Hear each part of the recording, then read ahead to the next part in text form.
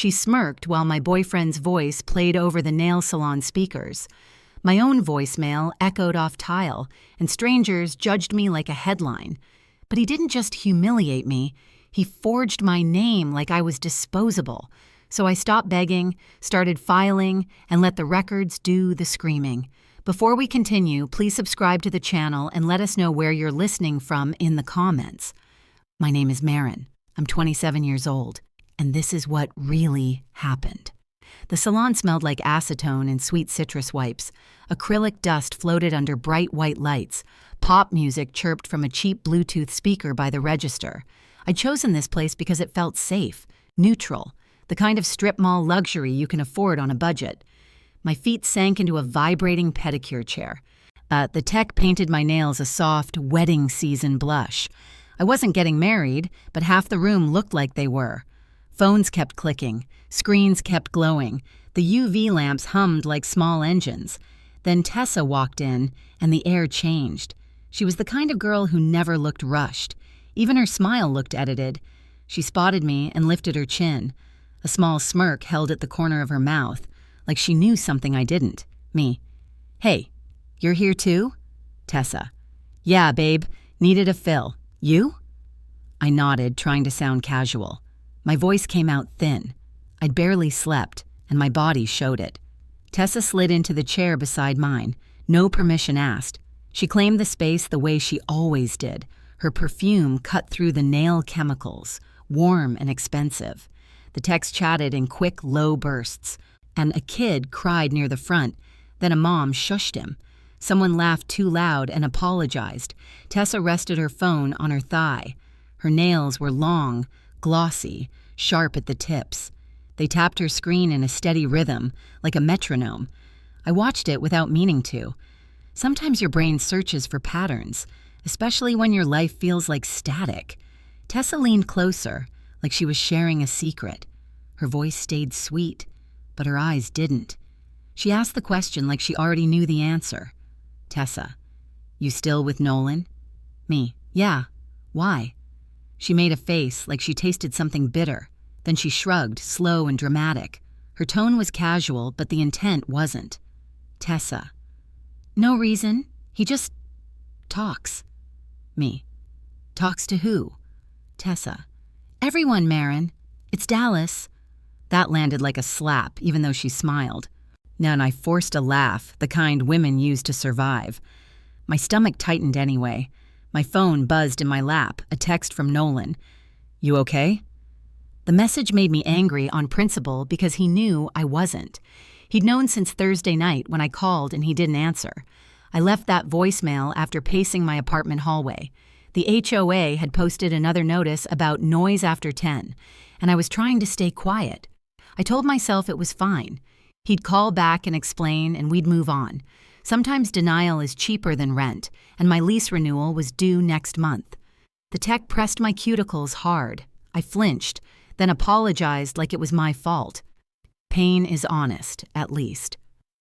Tessa's phone chimed, that default iPhone sound. She lifted it higher, her thumb hovering. The smirk returned, wider now, almost playful. I have something you should hear. Me, what is it? Tessa, relax, it's just audio. She turned her screen toward the room, not toward me. Then she hit play like she was pressing a button in an elevator. My name came first, my own voice recorded. A little shaky. Voicemail, me. Nolan, it's Marin, please call me back. The Bluetooth speaker by the register picked it up somehow, loud and clean like a clipped soundbite. The pop song cut off mid-chorus and didn't return. A nail drill whined. The faded. The text stopped talking, hands hovering over nails. People started looking, trying to figure out whose life was on the speaker. And my voicemail kept going. It filled the tiled room with every soft syllable. I felt heat rise under my skin, sharp and humiliating. Voicemail, me. I saw the charge at the W Hotel. 2 nights. Voicemail, Don't lie to me again. I'm not stupid. A woman across the room looked up from her nails. 2 teen girls paused their selfie video, eyes wide. Even the kid near the front quieted for a beat, sensing tension. Voicemail, me. If you're with someone else, Just say it. Voicemail me. I'm begging you not to make me look crazy. The word begging echoed off tile and glass. It sounded smaller out loud. It sounded weaker than I remembered. Tessa didn't look at me. She watched the room react like she was tracking views. Her smile stayed fixed, and her eyes glittered with satisfaction. Then Nolan's voice came through, and my stomach twisted. His tone was flat, practiced, like he'd rehearsed it. He didn't sound surprised to hear me. Nolan voicemail. Marin, stop. Yet this is embarrassing. Nolan voicemail. You're acting unstable. Someone near the dryer sucked in a breath. A tech's eyebrows jumped. The front desk girl froze with a Starbucks cup half raised. Nolan voicemail. I told you I'm done. Don't call again. Nolan voicemail. You're not my girlfriend. Every word landed like a stamp, final and official. My hands went cold on the armrests while my nails sat half-finished. I wanted to fold into the footbath water and vanish. I wanted the UV lamps to swallow me whole. But panic is loud, and I refused to give her more noise. A line from my desk at work flashed in my mind. I'd written it on a sticky note and stuck it to my laptop. Dignity isn't a feeling, it's a decision. So I made the decision. I lifted my chin and smiled, small and controlled. Then I laughed like it was nothing. At me. Wow, cute. Tessa. I just thought you deserved the truth. She kept her voice soft for the audience.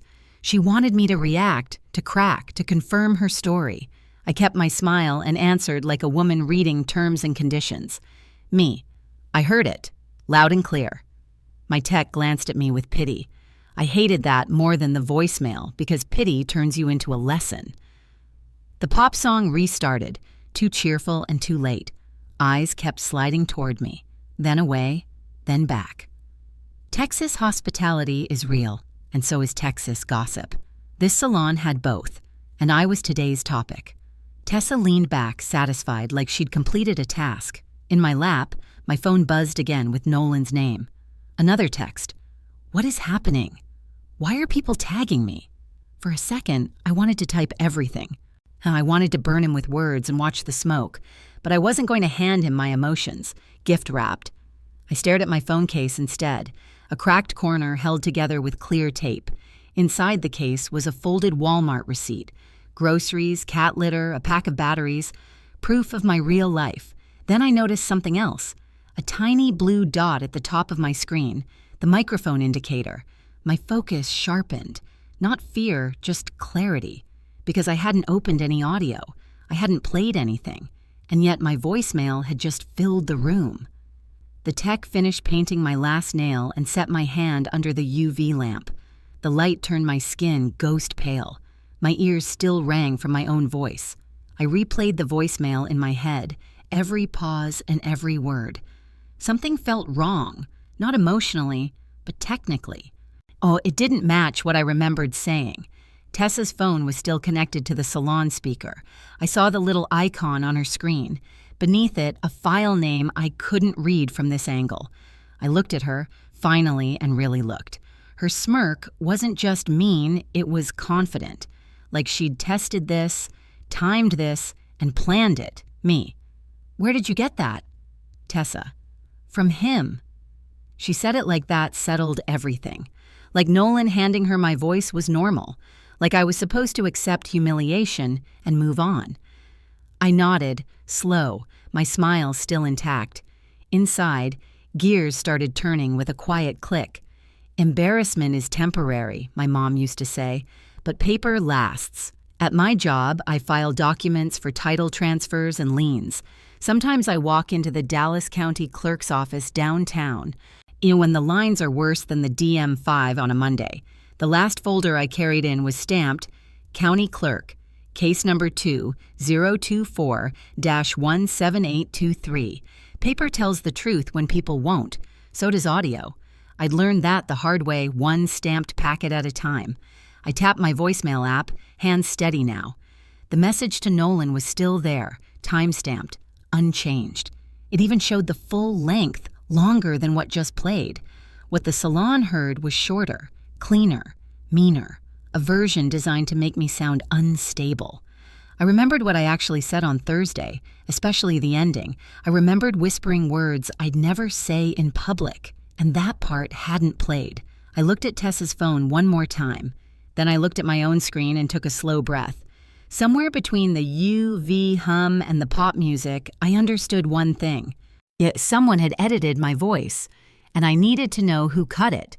Someone had edited my voice, and I needed to know who cut it. I paid at the front with my debit card, pretending I wasn't shaking. The register smelled like hand sanitizer and cinnamon gum. The girl behind the counter slid my receipt toward me like an apology. Outside, the strip mall air hit like a hairdryer. Asphalt heat and car exhaust mixed with fryer grease from the wing place next door. A gust carried the clean chemical scent of the salon out with me, like it had followed to make sure I didn't forget. My sandals slapped the sidewalk. My fresh nails felt too perfect for how I felt inside. Tessa's laugh floated behind me through the glass door. Light, bright, like she'd just told a joke, not detonated my week. I got to my car and yanked the handle. The metal was so hot it stung my palm. I slid into the driver's seat and shut the door hard, sealing myself into a bubble of stale air freshener and old iced coffee. The dashboard clock blinked 2:18. My phone buzzed again with Nolan's name, Nolan. Why is everyone acting weird? Did you show someone something? Nolan, call me. I stared at those 3 words, call me, like he hadn't just told me not to. Like his voice hadn't called me unstable in a room full of strangers. My throat tasted like metal. I swallowed anyway. I opened my voicemail and hit play. I needed to hear my own message in my own world where tile didn't echo and people didn't stare. My voice came through my speaker, softer than the salon's blast. The opening matched. The middle matched. Then it kept going past the spot where the salon version ended. In a voicemail, me. If you're done, I'll accept it. I just need you to stop rewriting me. Voicemail, Emmy. You don't get to make me the villain so you can feel clean. That part never played in the salon, and my stomach flipped. Not from shame this time, but from certainty. Someone didn't just share it. Someone trimmed it. I rewound, listening for the seams, tiny shifts in background noise, a breath that cut too clean. It was like looking at a selfie where someone erased your pores and called it natural. My phone screen showed the original length, 1:46. The salon playback felt closer to a minute, maybe less. And Nolan's voice? It had started too fast, like it was glued on. I wiped my sweaty palms on my jeans and opened his text thread. And the last thing I'd sent was Thursday night. Please just talk to me. He'd replied Friday morning with a single emoji, a shrug. I didn't answer him now. I tapped his contact photo instead, the little eye circle, his info, recent calls, shared location off, nothing helpful. Then I remembered the blue dot, the microphone indicator, the way Tessa's phone had been connected to the salon speaker before she even sat down. This wasn't a random cruelty. It was coordinated. My car smelled like vanilla and sun-baked plastic. I cracked the window, and the outside air brought in gasoline, hot rubber, and the bitter scent of the trash can by the curb. A tiny swarm of gnats spun near my side mirror. I wanted to cry. I didn't. Tears felt like a currency, and I'd been spending too much. Instead, I did what I always do when a situation turns ugly. And I started making a list. First, who had access to my voicemail? Nolan, obviously. I'd called him. But voicemails don't magically jump to other phones unless someone shares them, or unless someone has your password. My thumb hovered over settings. I opened my Apple ID, recent logins. A new device name sat there like a stranger on my couch. Nolan's iPad. My chest tightened, but my mind stayed strangely calm. He'd asked to check something on my phone months ago. We'd been on my sofa, splitting a Costco pizza, watching Christmas lights flicker across the living room window. He'd said his iPad kept logging him out. I'd handed him my phone without thinking. Love makes you careless. Convenience makes you dangerous. I clicked the device details. Last used yesterday. Yesterday, while I was stuck in a DMV line on my lunch break. And trying to renew my tags. Nolan had been in meetings. That was what he told me. My nails dug into my palm, careful not to ruin the polish. I scrolled lower. iCloud voicemail. Sync on, so if he had my Apple ID logged into his iPad, he could see my voicemails. He could download them, edit them, send them. A wave of nausea rolled through me, sour and sharp. It reminded me of the smell of old milk left in a hot car. I pressed my forehead to the steering wheel for 2 seconds, then lifted it again. Me. Okay, I whispered. Okay. My phone lit up with another message. Not from Nolan. Tessa. No hard feelings. Girls need to stop chasing men who don't want them. My jaw clenched. The message was sweetly vicious, like sugar poured over glass. She wanted to frame this as a lesson, like she was doing me a favor. I didn't respond. And I screenshotted it. Then I opened Venmo, not because I was thinking about money, but because money leaves footprints. Nolan and I used it for everything. Rent split, groceries, the random Starbucks run when one of us forgot our wallet. I typed his name. Payments popped up. My breath stalled. 3 transfers in the last month. Nolan to Tessa, each one labeled like a joke. Lashes. You owe me LOL for the thing. My thumb went cold. The smell of exhaust outside suddenly felt heavier, like the air had thickened. A car pulled in next to me, bass shaking the doors. The driver glanced over, then looked away. I kept my face still. I wasn't giving anyone a show in this parking lot. I clicked the most recent transfer. $320. That wasn't nails money. That wasn't brunch money. That was rent money. That was I'm making a choice money. My phone buzzed again. Nolan. Nolan. Seriously. Answer. Nolan. Tessa's being dramatic. Don't listen to her. I read it twice. My mouth went dry. He was already trying to separate our reality, put himself in the middle like a referee. I imagined him typing with one hand, the other resting on someone else's thigh. That image came fast, and I hated that my brain could paint it so clearly. I opened my notes app and wrote 3 lines, each one like a nail in a board. He had my iCloud. He paid her. She played it publicly. Then I wrote a 4th. They expected me to break. A reflective thought slid in, quiet but firm. If they needed me to look unstable, it meant stability was my threat. I went back to settings and changed my Apple ID password. Long, random. Not a birthday, not a pet name, not a street address. Then I turned on 2-factor authentication like I was locking a door after a break-in. Then I hit Remove Device. Nolan's iPad disappeared from my list. My hands steadied as I did it, but my lungs didn't catch up. My breathing stayed shallow, like my body was still waiting for the next hit. I looked up through the windshield. A woman walked past holding a Target bag and a big water bottle. A toddler dragged behind her, sticky-faced, clutching a toy truck. Life moved like nothing happened. I checked my reflection in the rear-view mirror. My cheeks were flushed. My eyes looked too bright. My mom's voice floated up from memory, the way it always does when I'm trying not to fall apart. Mom, don't argue your dignity, document it. So I started documenting. I saved the original voicemail to a file. I emailed it to myself. And I forwarded it to my work email too, because my work email has an archive policy that never forgets. It felt extreme. It also felt smart. Then I made a folder in my phone called Receipts. The name made me laugh once, short and ugly. I dropped in screenshots. Tessa's message, Venmo transfers, the Apple ID device list before I removed his iPad. Thank God I'd grabbed it. My fingers moved like I was at my desk, building a case file. The same way I staple affidavits, the same way I check signatures against IDs, the same way I make sure a notary stamp is legible before it goes to the courthouse. I didn't need revenge yet. I needed clarity. My phone rang. Nolan this time. Not a text. The ringtone sounded childish now, like something from a life I'd already outgrown. I let it ring. Once, twice, 3 times.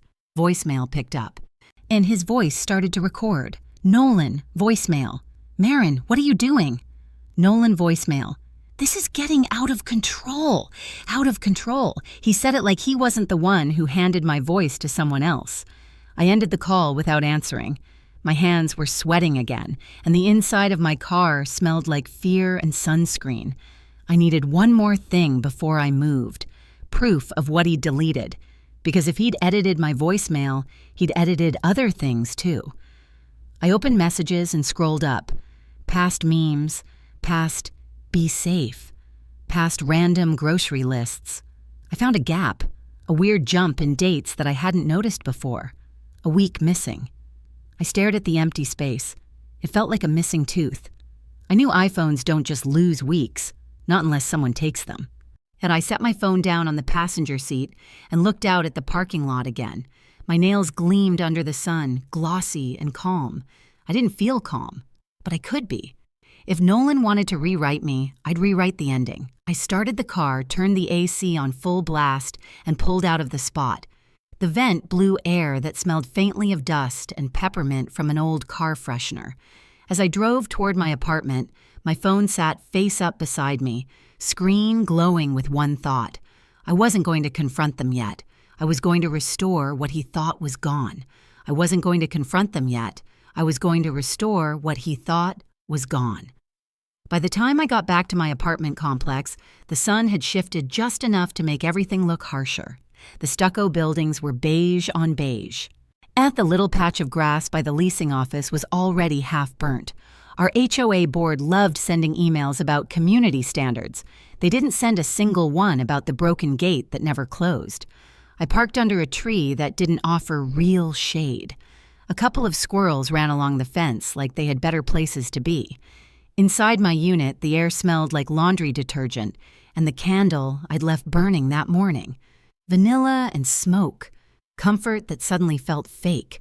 My kitchen counter still had a Starbucks cup from yesterday. The melted ice made a ring on the granite. I stared at it like it was evidence. Because it was. Nolan had been here yesterday. He'd picked it up on the way over, kissed me, and acted normal.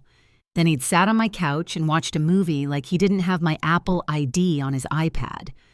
Like he hadn't been feeding pieces of my life to someone who smirked in public.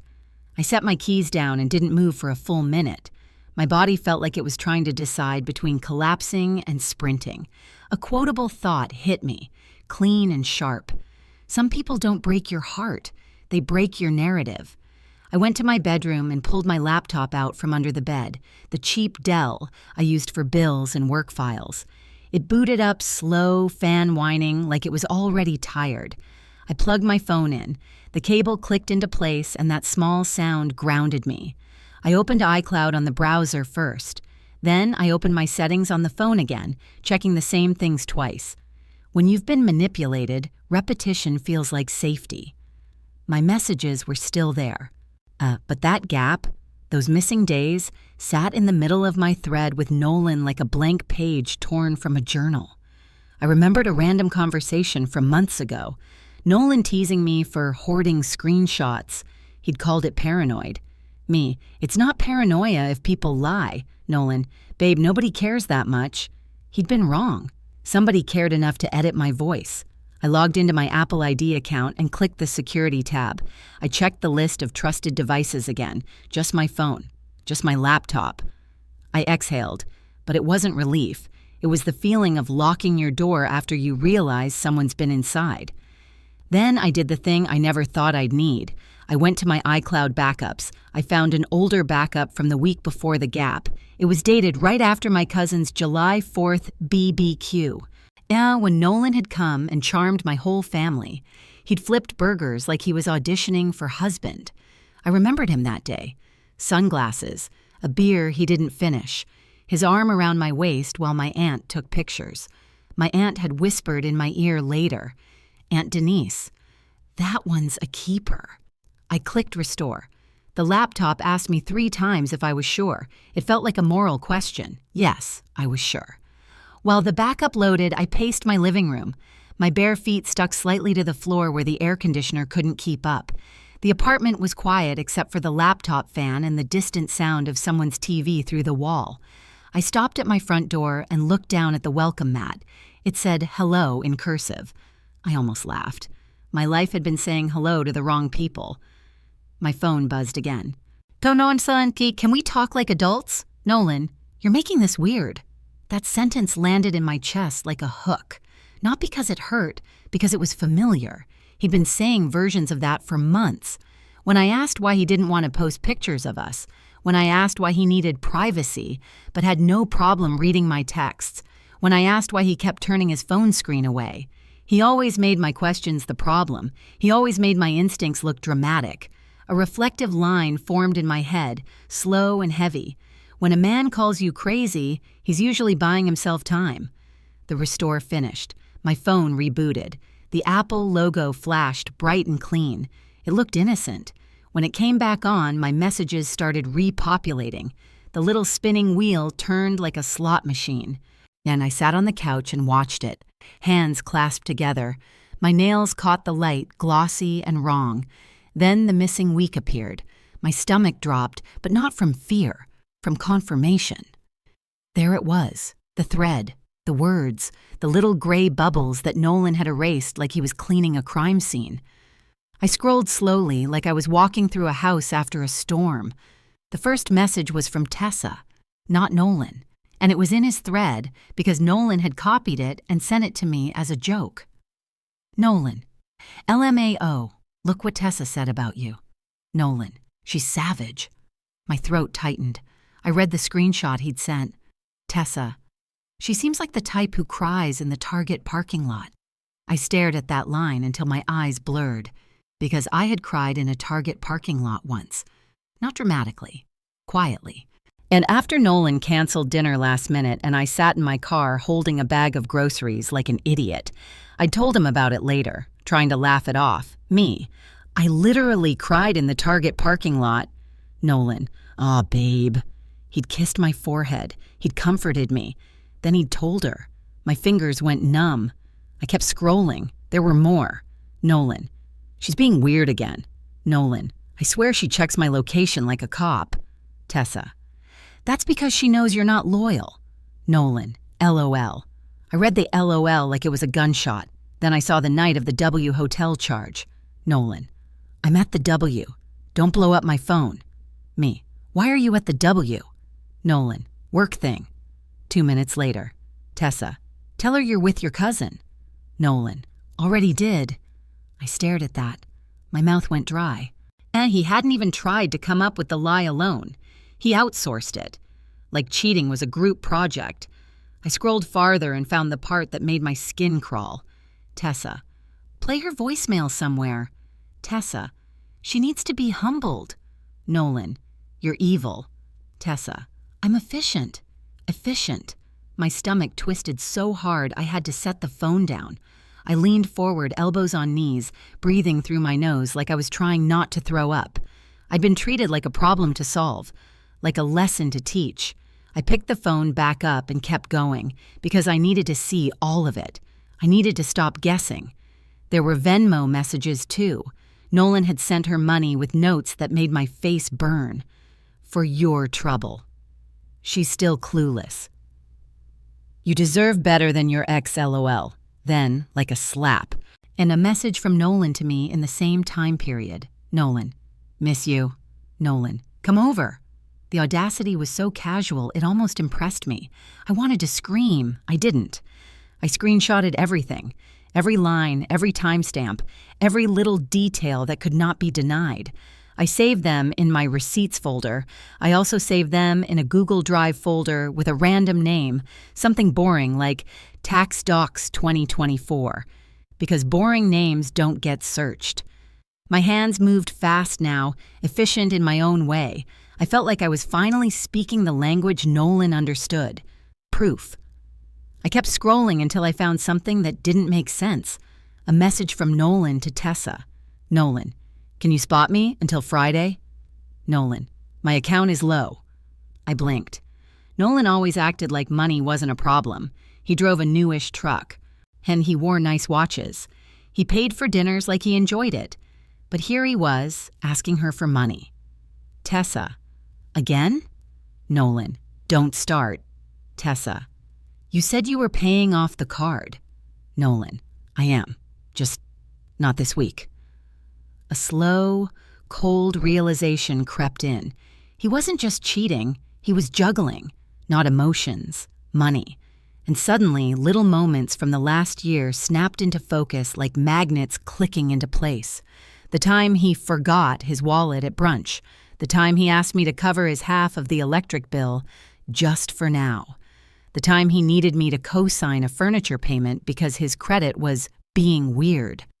I'd believed him, because I wanted to. A reflective line settled in my chest, heavy and sad. Love makes you generous. Manipulation makes you bankrupt. I stood up and walked to my filing cabinet, and it sat in the corner of my living room, a black metal thing I used for work paperwork. Inside were folders labeled neatly: leases, pay stubs, insurance, title transfers. I pulled out my apartment lease. The renewal packet was clipped to it. Nolan's name wasn't on it. He talked about moving in soon, but he never did. He always had a reason. My lease isn't up. My roommate needs me. Let's not rush. Now I knew the real reason. If his name wasn't on anything, he could leave clean. He could borrow comfort and vanish. My phone buzzed again. A call this time. Tessa. I stared at her name. My thumb hovered over decline. Then I answered, because sometimes you learn more by letting people talk. Me. Hello? Tessa. Oh my God, you're alive. Me. What do you want? Her laugh was soft, like she was trying to keep it cute. She spoke like we were girlfriends, like she hadn't played my Humiliation over a speaker. Tessa. I don't want this to be a thing. Me. You made it a thing. Tessa. Marin, you're being dramatic. There it was. The same word Nolan used. Dramatic, unstable, crazy. I held the phone away from my ear for a second and stared at my wall. A framed photo of Nolan and me at the State Fair of Texas stared back, frozen. We were smiling, holding corn dogs like idiots. He'd posted that picture on his Instagram for 12 hours, then deleted it. I told myself he was private. He wasn't private. He was hiding. Me. You played my voicemail in public. Tessa. It was funny. Me. To who? Tessa. To the truth. My jaw tightened. I kept my voice calm, because calm is terrifying to people who want a reaction. And me. Did you edit it? Tessa. What? Me. The voicemail. Did you edit it? She paused. Not long, but long enough. Tessa. Nolan sent it to me. Me. That's not what I asked. Tessa. I didn't have to edit anything, Marin. You sounded pathetic all on your own. That sentence hit hard, but it didn't crack me. It did something else. It clarified my enemy, because Nolan was a liar.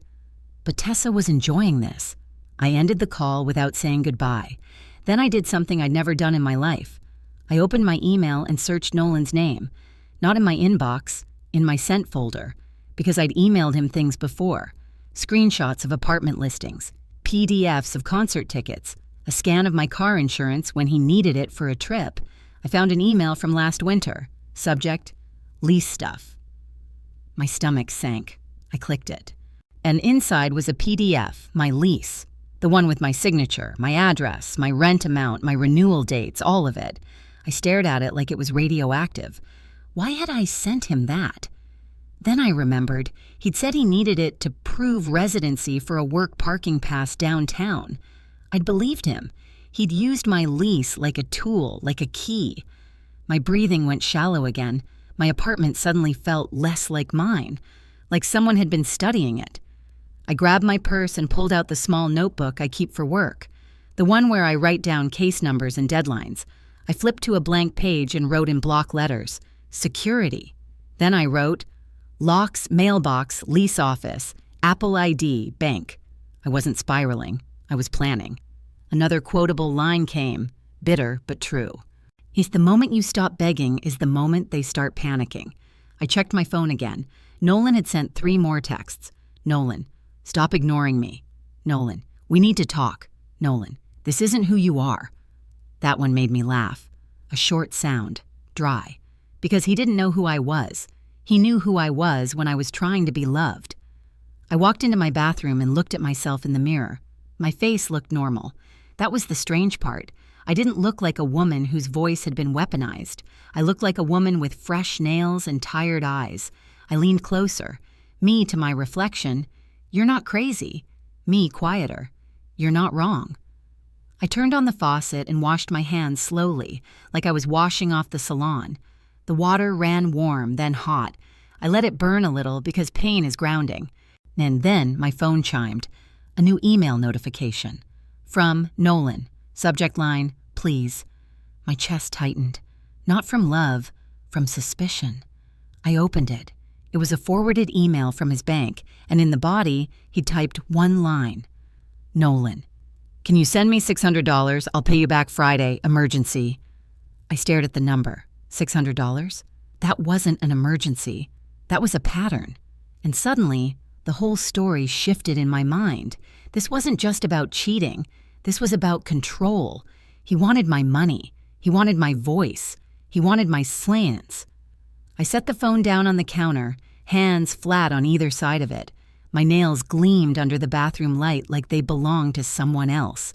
Then I opened my laptop again, because if Nolan was desperate enough to ask for $600 after humiliating me, yet it meant he was running out of options, and I wanted to know exactly what he was running from, and I wanted to know exactly what he was running from.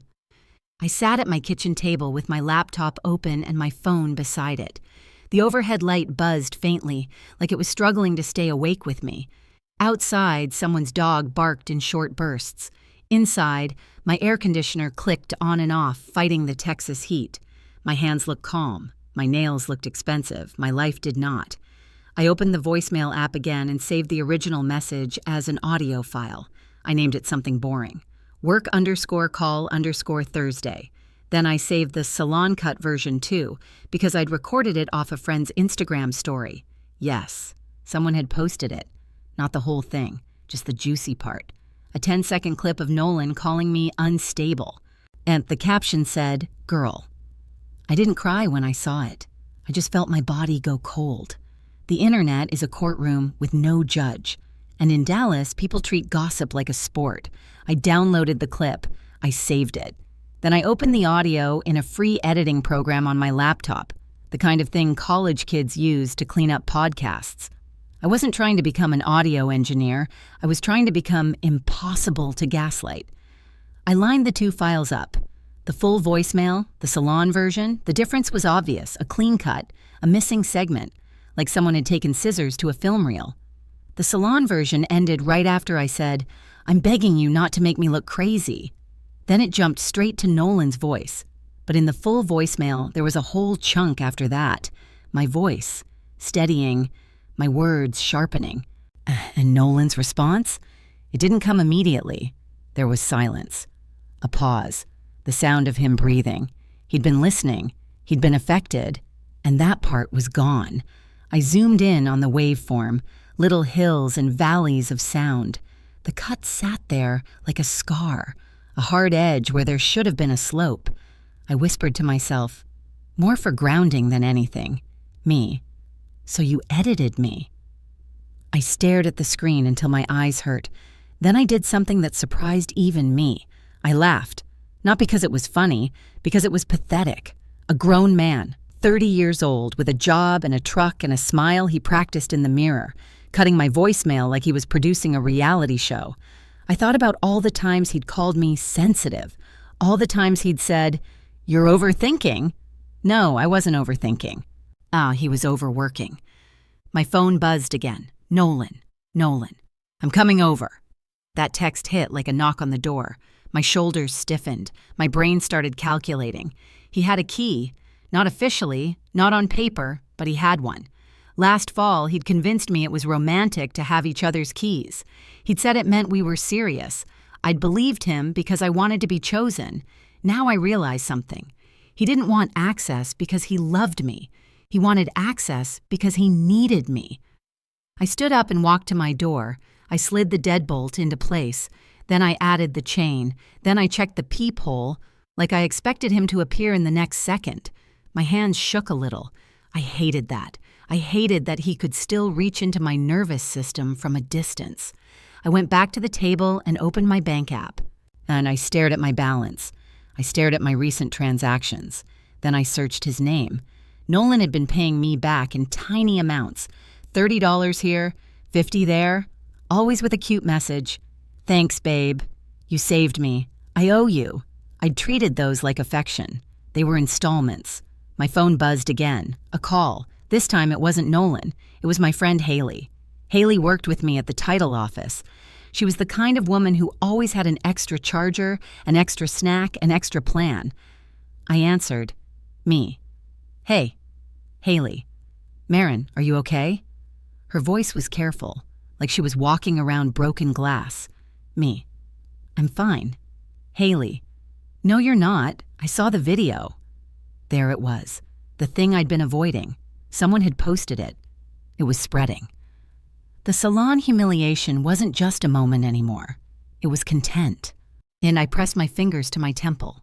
My nail tapped my skin softly. Me. How bad is it? Haley. Bad enough that Megan in records asked me if you were, Me. If I was what? Haley. Crazy. The word hit hard, old and ugly, the exact label Nolan wanted on me. My throat tightened. Not with tears, with rage. Me.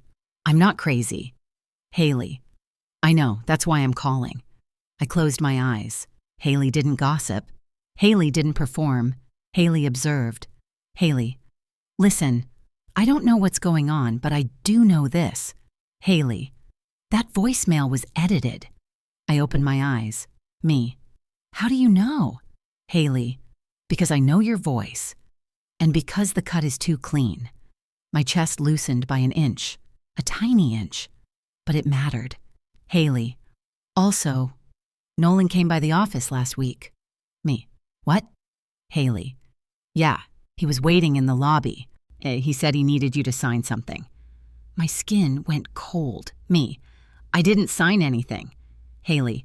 I know, I told him you were out. He left. I swallowed. Me. What did he look like? Haley. Nervous, like he was sweating through his nice shirt. Nolan didn't sweat in public. He didn't like looking imperfect. That detail hit me like a clue. Me. Did he say what it was? Haley. He said it was lease paperwork, like you were moving. I stared at my laptop screen, the email I'd found earlier, the lease PDF I'd sent him. He had my address. He had my signature. He had my rent amount. And now he'd tried to get me to sign something else. My stomach turned. Me. Haley. Can you do me a favor? Haley. Name it. I hesitated for half a second because what I was about to ask sounded insane. But then I remembered. Insane is what liars call you when you ask for facts. Me. Can you search Nolan's name in our system? Haley. Marin. Me. Just see if he's on anything. Anything with my address. Anything with my name. Haley exhaled. I could hear her typing. Haley. Okay, give me a second. I listened to the sound of her keyboard through the phone. It was oddly comforting, real, concrete, not like the echoing speaker in the salon. Haley. What's his last name again? Me. Bishop. Haley. Okay. Nolan Bishop, Dallas County. A pause. Haley. Oh. My spine stiffened. Me. What? Haley. Marin. There's something. My mouth went dry. Me. What kind of something? Haley. It's not in our title database. It's in public records. Public records. Those words hit differently when you work around them every day. Public records are where secrets go when they get tired of hiding. Haley. It's a case filing. Me. What case? Haley. A civil case. My fingers curled around my phone. Me. What is it for? Haley. Debt. And a wage garnishment request. My stomach dropped. Nolan had told me he had a little credit issue. He'd said it was from college. He'd said he was handling it. Debt. Garnishment. That wasn't a little issue. That was a storm. Me. What's the case number? Haley. Hold on. Okay. County Clerk. Case number 2024-17823. I froze. That was the same case number I'd seen on my desk last month, the same one that had stuck in my mind like a splinter, because I'd processed it, not for Nolan, for someone else. But now, it was his. My hands started shaking again. My nails flashed under the light as if they were mocking me. Me. Haley, can you open it? Haley. I can, but Marin, this is serious. I swallowed. Me. Open it. I heard more typing, then Haley's voice went quiet. Haley. Oh my God. Me. What? Haley. He owes a lot. She read the amount out loud. 5 figures. The number sounded unreal, like it belonged to a business, not a person. Haley. There's also a notice? Me. What notice? Haley. A notice of intent to file a lien. A lien. My brain snapped back to the lease PDF. My address. My signature. A lien doesn't go on an apartment. Not like that. But a desperate man tries desperate things. And if Nolan was desperate enough to humiliate me publicly, desperate enough to ask for $600 like it was nothing, he might be desperate enough to use my identity. My pulse hammered. Not in my throat, in my wrists, in my fingertips. Like my body was trying to warn me. Haley. Marin, there's more. Me can tell me. Haley. There's a payment plan listed. He missed the last 2 payments. I closed my eyes. I pictured Nolan at dinner, ordering expensive cocktails. I pictured him wearing that stupid watch. I pictured him saying, "Don't worry about it, babe." He wasn't generous. He was spending borrowed time. Me. Haley, screenshot everything. Haley. I can't send it through work email. Me. Text it to me. Haley. Okay, I'm doing it. A few seconds later, my phone chimed with images. The case summary, the filing date, the amount, the county clerk stamp, county clerk, case number 2, 024-17823. It sat on my screen like a verdict. I stared at it until my eyes watered. Not tears, just strain. Then I saw another name in the filing. Not the plaintiff, not the attorney. A co-signer, my name, Marin Albright. My body went still. My skin went cold. My hearing narrowed until all I could hear was the air conditioner and my own breath, me. Haley, what does it say? Haley, Marin, me, read it. Haley's voice shook. Haley, it lists you as an associated party, like a co-signer. I stared at the screen, my name next to his, my address underneath, my lease, my signature. I didn't remember signing anything. Not for debt, not for him. I stood up so fast my chair scraped the floor. The sound was violent in my quiet apartment. My mind raced through the last year, the times he'd asked to borrow my laptop, the times he'd asked me to just sign something for his job, the time he'd brought a paper over and said, "It's just a form." I'd signed it without reading, because I trusted him, because I loved him, because I was tired. A reflective line hit me like a punch. Trust is expensive when the wrong person knows your signature. My phone buzzed again. Nolan. I'm outside. I froze. I heard it then. A knock. Not gentle. Not romantic. A hard knock like he was entitled to my door. My eyes snapped to the deadbolt. The chain. The peephole. Another knock. Then his voice, muffled through the door. Nolan. Marin, open up. I stared at the screen in my hand, my name next to his case number, my life tied to his debt like a rope around my waist, and on the other side of my door, the man who edited my voice was demanding entry, and on the other side of my door, the man who edited my voice was demanding entry. Nolan. Marin, I know you're in there. His knuckles hit the door again, not panicked. Not gentle, controlled, like he believed he still had authority here. I didn't move toward the door. I moved toward my phone. My pulse was loud in my ears, but my thoughts were sharp now, focused, cold, me, texting Haley. He's here? 3 dots appeared instantly. Haley, do not open that door. Another knock. Harder. Nolan, this is ridiculous. We need to talk. The word ridiculous scraped against my nerves. Like my reaction was the unreasonable part. I stepped closer to the door but stayed behind it. The deadbolt glinted under the hallway light. The chain hung steady. Me. You can talk through the door. Silence for a beat. Then a scoff. Nolan. Are you serious? Me. Very. I leaned close enough to hear him breathe. I could picture him out there. One hand on his hip, jaw tight, the performance ready. At Nolan, "Why are you acting like I did something criminal?" My eyes flicked back to my phone, to the screenshot, County Clerk, case number 2024-17823. My name attached. Me, "You edited my voicemail." Nolan, "What?" Me, "You cut it." Nolan, "Marin, that's insane." There it was again, insane. He always reached for that word when he felt cornered. I stayed calm. Me, "You accessed my iCloud." Nolan, "You gave me your password." Me, "I changed it." Silence. That one landed. His voice shifted. Lower. Nolan, "Why would you do that?" Me, "Why would you need it?" He exhaled sharply, the kind of breath someone takes when they're deciding whether to escalate. Nolan, "You're embarrassing yourself." Me, "You already did that for me." I didn't raise my voice. I didn't crack. Calm isn't weakness. It's strategy. There was a long pause, and then he changed tactics. Nolan, "I'm in trouble." The words dropped heavy. I didn't respond. Nolan, "I just need you to hear me out." I glanced at the peephole but didn't look through it. I didn't want to see his face. I wanted to hear his story. Me, "Start talking." He shifted outside. I heard the faint scuff of his sneaker against concrete. Nolan, "The debt thing, it's not what it looks like." I almost smiled. Me, "It looks like debt." Nolan, "It's old. It's from before you." Me, "Then why is my name on it?" Silence. Real silence this time. Not the Salon kind, not the dramatic kind, the calculating kind. Nolan, "It's not on it." Me, "Case number 2024-17823. Another pause.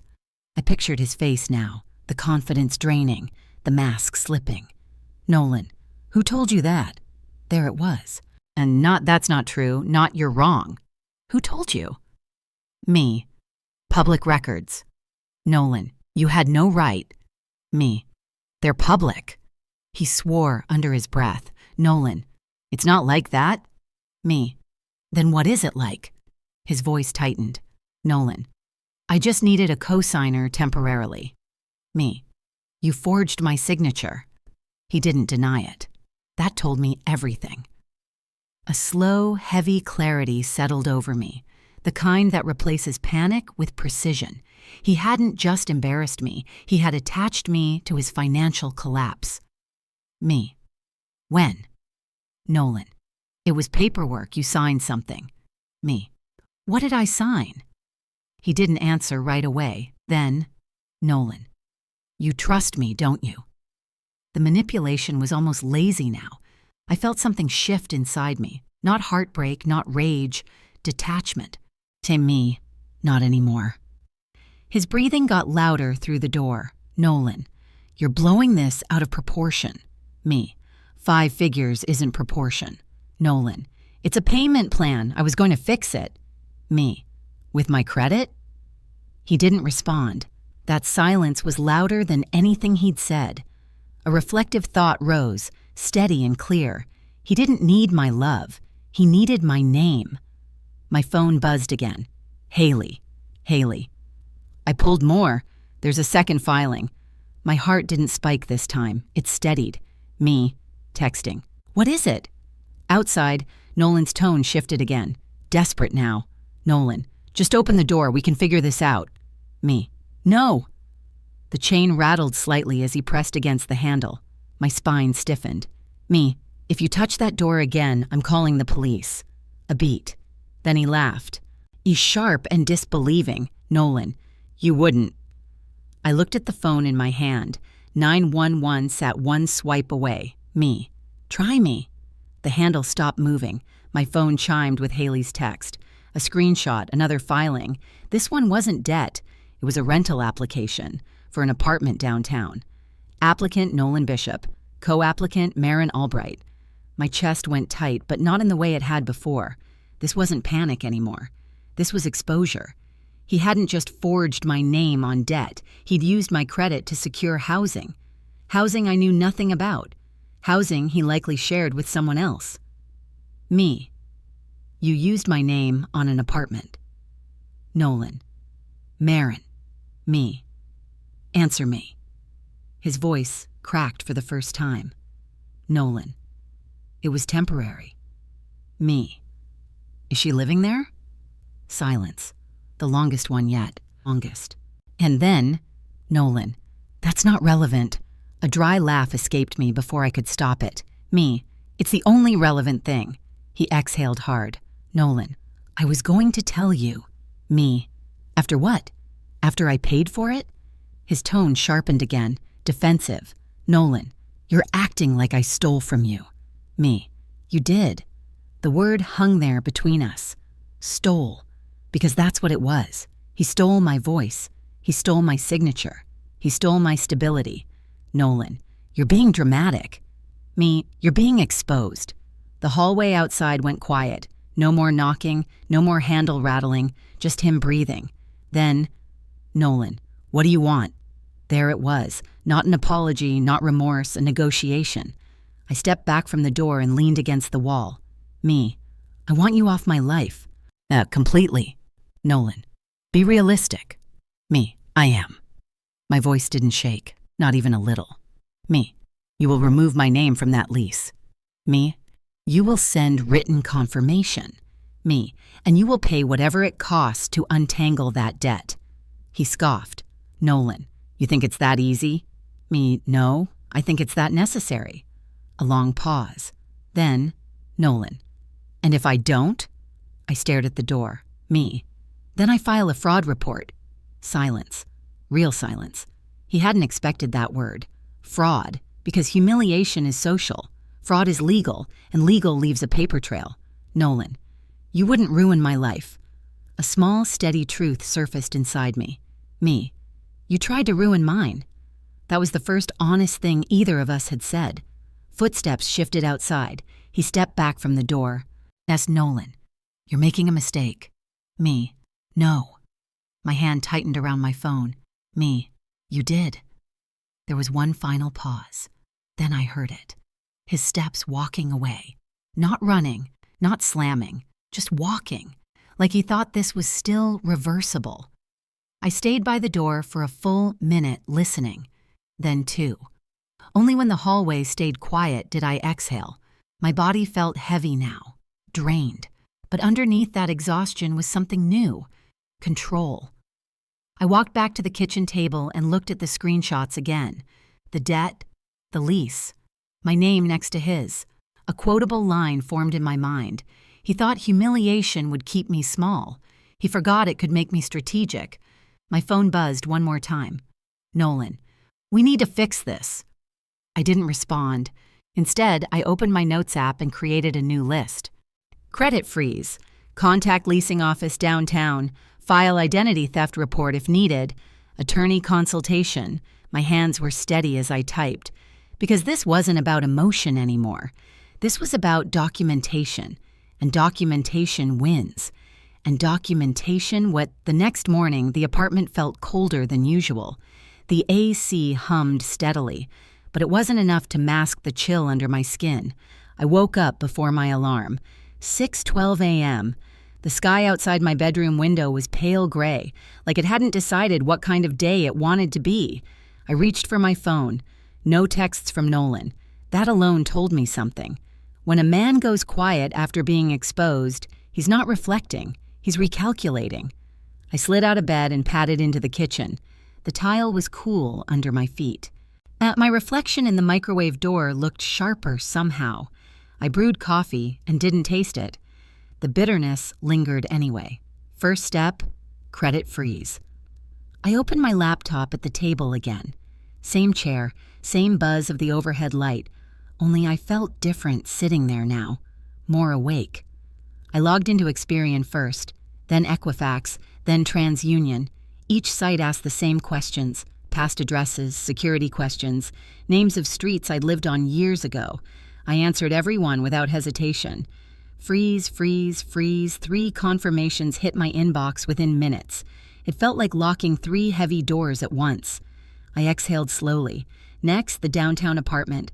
I Googled the address from the rental application Haley had sent, a sleek high-rise near Uptown, floor-to-ceiling windows, and a rooftop pool that probably hosted the kind of engagement parties Nolan liked to attend. I called the leasing office. A woman answered in a bright, practiced voice. Leasing agent, thank you for calling Skyview Residences. How can I help you? Me, hi, I need to verify something about an application. My tone stayed calm, professional, the voice I use when dealing with title discrepancies. She asked for the unit number. I gave it to her. I heard typing. Leasing agent, yes, that unit is leased. Me, to Nolan Bishop? Pause. Leasing agent, and Marin Albright. Hearing my name out loud in that context felt surreal. Me, I didn't apply for that lease. Silence.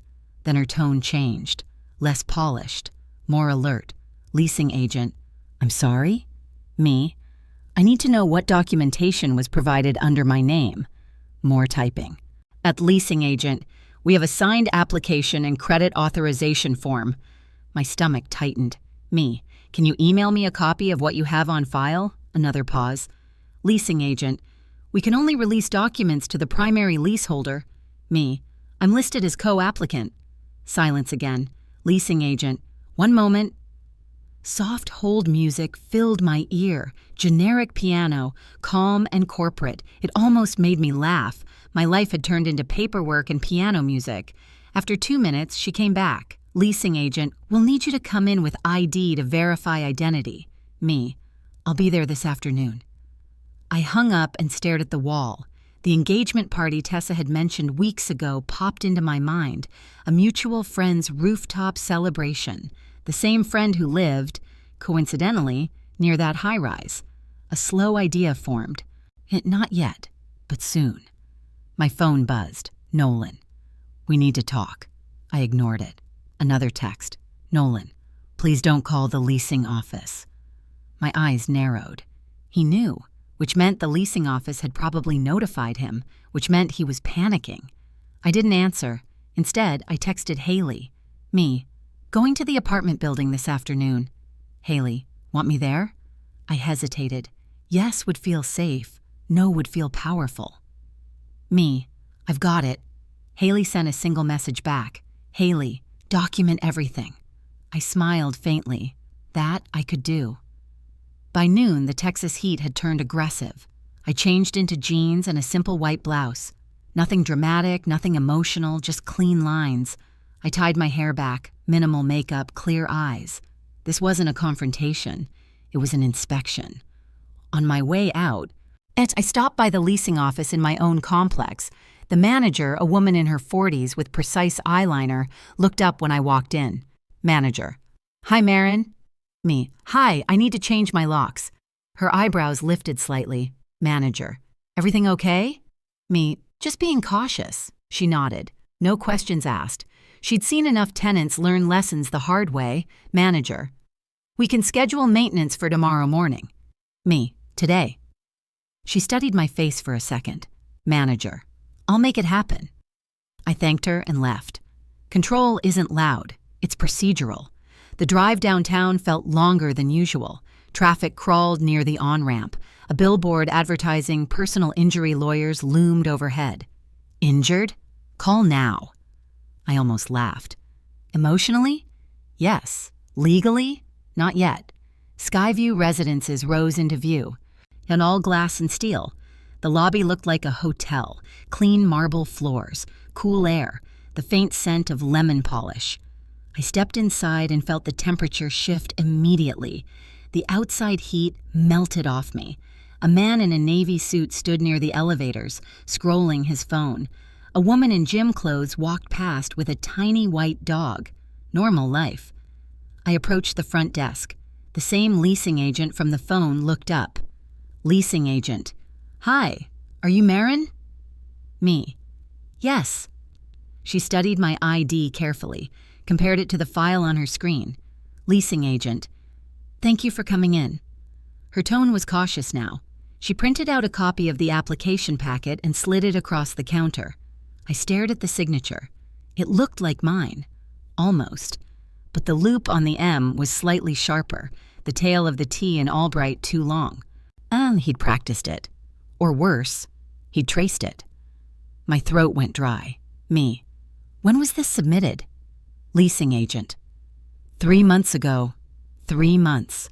3 months of my name attached to a place I'd never stepped inside. Me. Is there a move-in date listed? She checked. Leasing agent. Yes, 2 weeks after submission. 2 weeks after submission. I did the math. That was the same week Nolan had claimed he needed space. The week he'd said his roommate was being weird.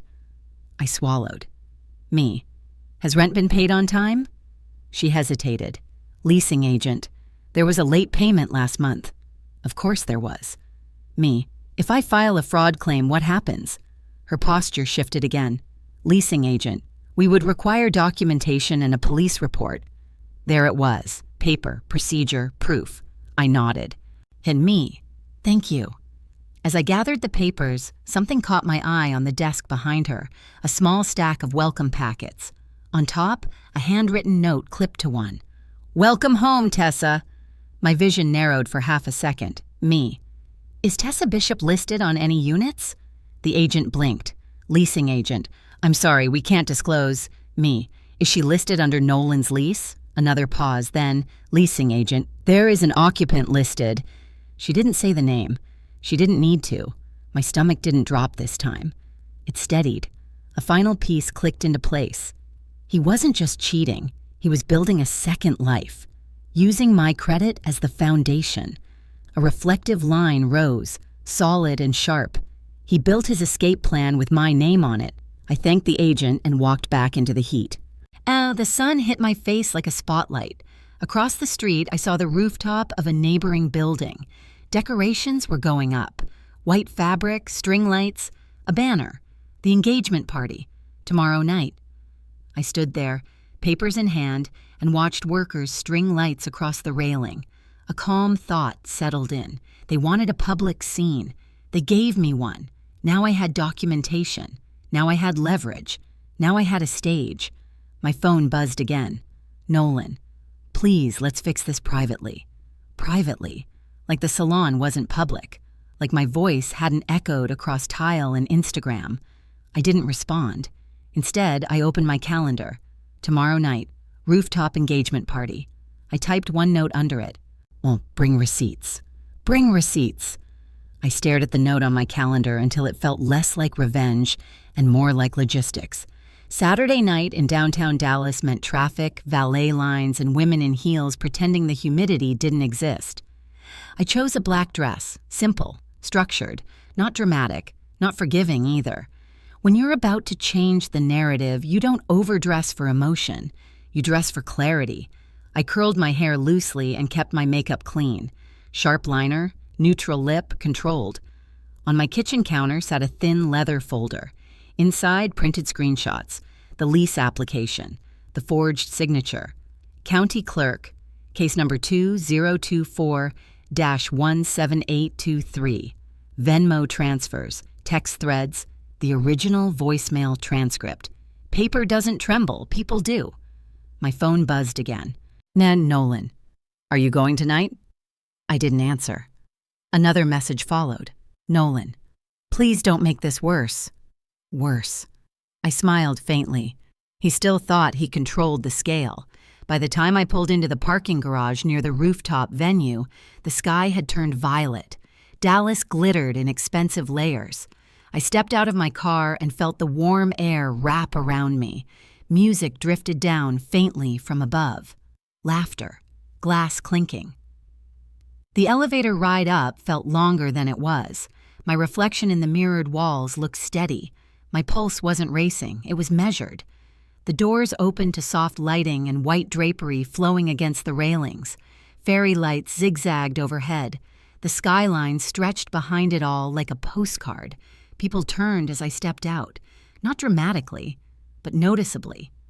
I saw recognition flicker in a few faces. A couple of women whispered to each other. Someone glanced at their phone, then at me. The video had circulated. Good. I walked forward like I belonged there, because I did. The bride-to-be, Lila, spotted me first. She wore white, glowing under the lights. Lila. Marin, you made it. She hugged me, warm and unaware. Me. Wouldn't miss it. And I meant that. Nolan stood near the bar, Tessa beside him. She wore red tonight. Fitted, intentional. When she saw me, her smile faltered for half a second. Then it returned. Rehearsed. Nolan's posture stiffened. His hand dropped from Tessa's lower back like it burned him. I didn't look away. A quotable line echoed quietly inside me. Confidence terrifies people who expected collapse. I grabbed a sparkling water from the bar. Yeah, my hands were steady as I twisted the cap. Nolan approached first.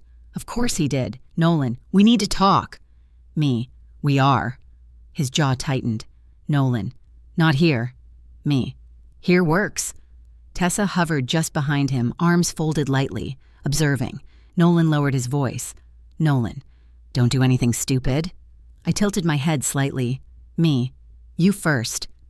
His nostrils flared. He wasn't used to being denied tone. Around us, music played softly through overhead speakers. Some indie pop song about love and timing. Irony lives everywhere. Lila clinked a glass near the cake table. Lila. Okay, everyone, quick toast. People gathered. Nolan and Tessa stayed near the center. I moved with the crowd. The skyline shimmered behind us. Wind tugged at dresses and suit jackets. Lila's fiancé, Marcus, stepped forward holding a microphone connected to a portable speaker, Bluetooth, the same kind Tessa had used. My stomach didn't flip. It steadied. Marcus gave a short speech. Sweet, predictable, about partnership and trust. Trust. I waited until applause died down, then I stepped forward. Me, can I say something? Marcus smiled automatically. Marcus, of course. He handed me the microphone without hesitation. It felt heavier than it looked. I turned to face the group. Faces I recognized from the Salon, from brunch, from Nolan's birthday dinner at that overpriced steakhouse downtown. Faces that had heard my edited voice, the city lights reflected in their eyes. I kept my tone calm. Me, I won't take long. Nolan stepped closer. Nolan, low. Marin. I lifted a hand gently without looking at him. Hey, me, just a minute. He stopped. I breathed in, once, slow. Me, last week some of you heard a voicemail. Murmurs rippled. Tessa's jaw tightened. Me, it was played publicly, without context. The wind brushed my hair across my cheek. I didn't move it. Me, I want to share the full version. Nolan lunged slightly forward. Nolan, this isn't the place. Me, it wasn't the place at the Salon either. A few people shifted uncomfortably. Marcus glanced between us, confused. I pulled my phone from my clutch and connected it to the Bluetooth speaker. My hands did not shake. The device chimed when it connected, the same sound that echoed in that nail salon. I pressed play. My full voicemail filled the rooftop. Clear, complete. Voicemail. Me. If you're with someone else, just say it. Voicemail me. I'm begging you not to make me look crazy. Then, voicemail me. I deserve honesty. Voicemail me. And if you're done, just say it with your whole chest. The missing lines, the part that had been cut. Gasps. Soft ones. Not dramatic, but present. Then Nolan's real response. Long pause. Nolan voicemail. Marin, it's complicated. Nolan voicemail. I didn't mean for it to overlap. Overlap. The word hung in the night air. Tessa's eyes widened. Nolan's face drained of color. The clip ended. Silence settled. Not forced, not theatrical. Just heavy. I kept my voice even. Me. The version played last week was edited. I reached into my leather folder and held up printed screenshots. Me. So was my signature. Nolan's head snapped toward me. And Nolan, stop. Me. You used my name on a lease. Murmurs intensified. Tessa looked at him sharply. Me. You attached me to debt. I didn't raise my volume. I didn't cry. I simply spoke. Me. County Clerk, case number 2024-17823. Someone near the back whispered, Is that real? Me. It is. I held up the lease copy, my forged signature visible under the string lights. The wind fluttered the paper slightly. Tessa's voice cut in. "Tessa, what are you talking about?" I looked at her directly. "Me. The apartment downtown." Her expression changed. Not confusion, recognition. Nolan stepped closer, whispering harshly. "Nolan, you're humiliating yourself." I met his eyes fully. "Me? No. A beat. Me. I'm documenting." The difference mattered. A reflective line pulsed through me. Humiliation fades. Records remain. Now Tessa turned to Nolan. "Tessa, you said she wasn't involved." He opened his mouth, closed it, opened it again. Nothing came out. Someone near the bar muttered, "Dude." I kept going. "Me. I won't make this long." I lowered the papers slightly. "Me. I just wanted the full story told." I handed the microphone back to Marcus. Marcus looked stunned. Lila's eyes flicked between us, worried but silent. I stepped back. Nolan reached for my arm. I pulled away smoothly. "Me, don't." His voice cracked, low and frantic. "Nolan, we can fix this." I shook my head gently. "Me, you already fixed it." He didn't understand that yet, but he would. Tessa's voice rose, sharp now. "Tessa, is my name on that lease?" Nolan didn't answer fast enough. That was answer enough. The wind picked up slightly. They're rustling the white fabric behind us. The skyline glittered. And for the first time since the nail salon, I felt completely steady, because the narrative wasn't echoing off tile anymore. It was written in ink. It was written in ink. For a moment, nobody moved. Not because they were being polite, because they were processing. People don't know what to do when a woman refuses to perform pain. They only know how to respond when she cries. I didn't. Tessa stepped closer to Nolan, her heels clicking against the rooftop tile. Her red dress caught the string lights like a warning. "Tessa, is my name on that lease?" Nolan's mouth opened. Nothing. His throat worked like he was swallowing something too big. "Nolan, Tessa." She cut him off. "Tessa, answer the question." He looked around the crowd like he was searching for an exit. But on a rooftop, there isn't one. Just railings and sky. I watched him the way I watch a deed get rejected at work.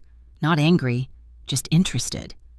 Nolan finally spoke, voice tight. "Nolan, it doesn't matter. It's paperwork." Tessa's laugh was sharp. "Tessa, paperwork is literally what matters."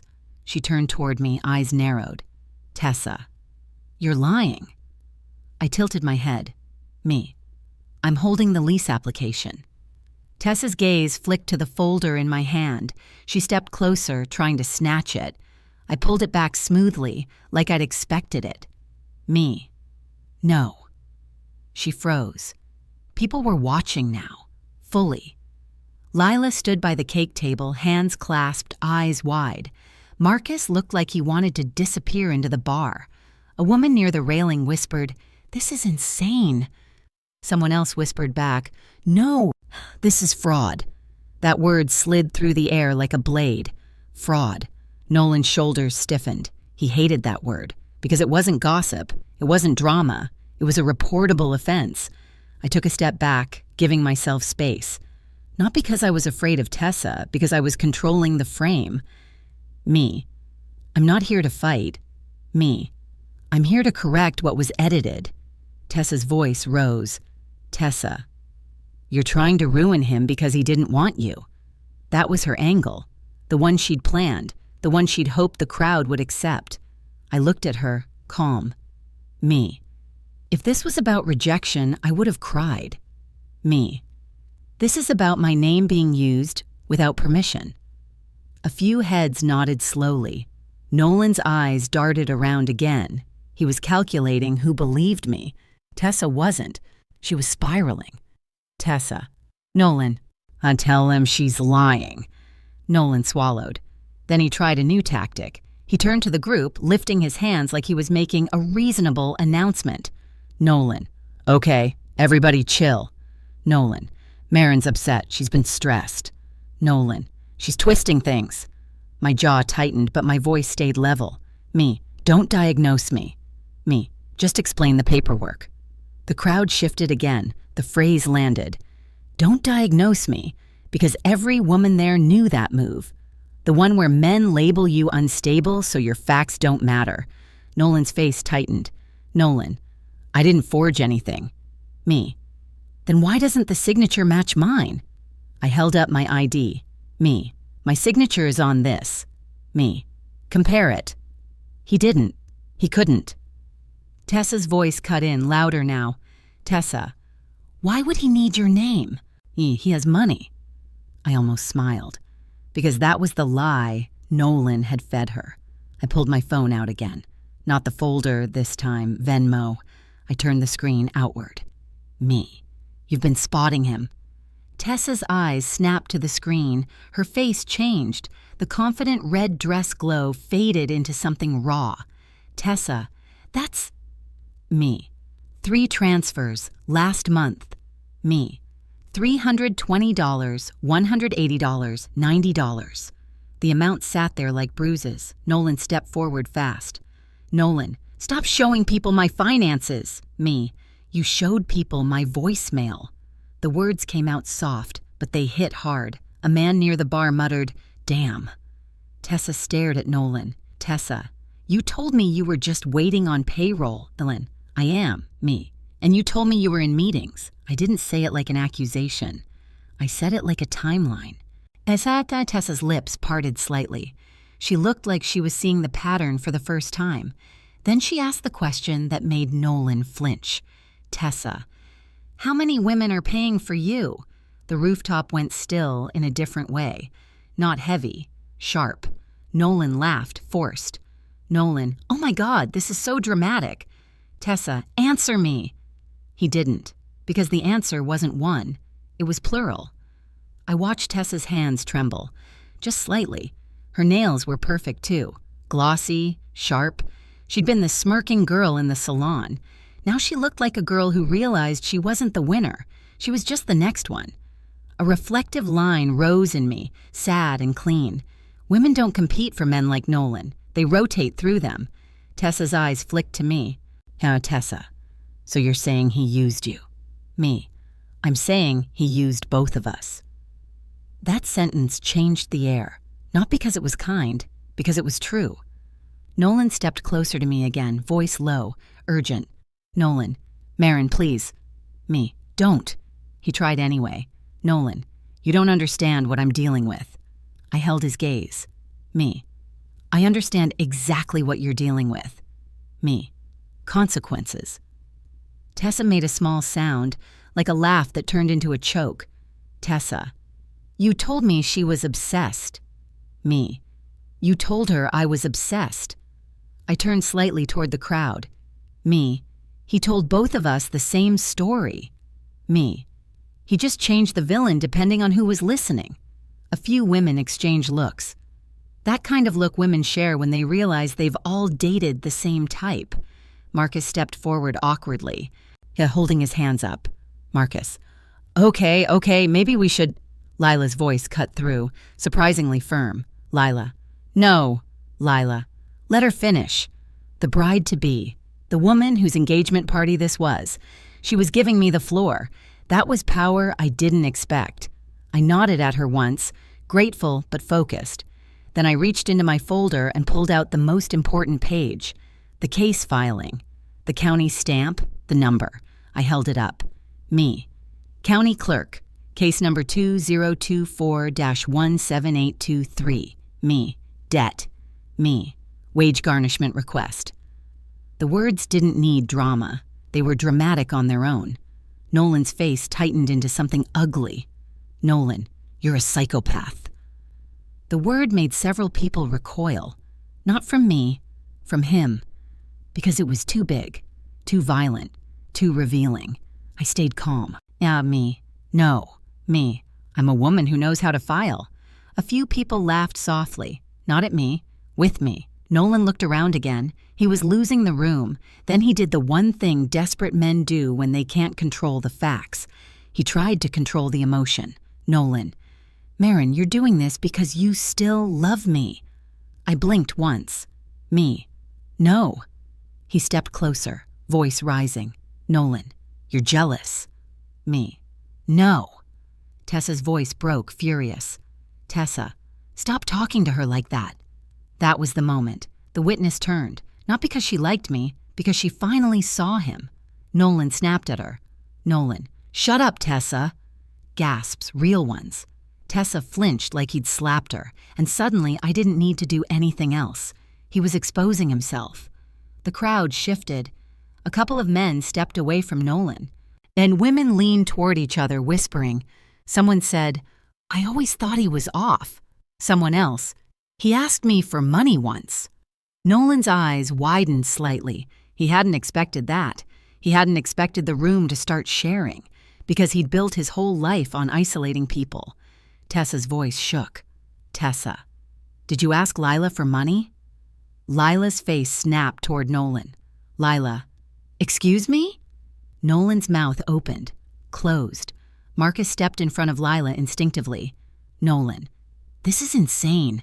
You're all crazy. He turned toward me, eyes hard. Nolan, you did this. I held his gaze. Me, you did this.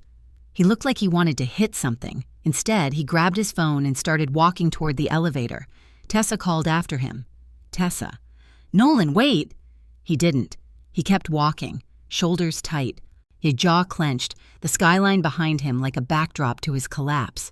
Tessa stood there, breathing hard. Her hands shook. Her eyes were wet, but she didn't cry either. She looked at me. Tessa, how long? I didn't need to ask what she meant. Me, long enough. She swallowed.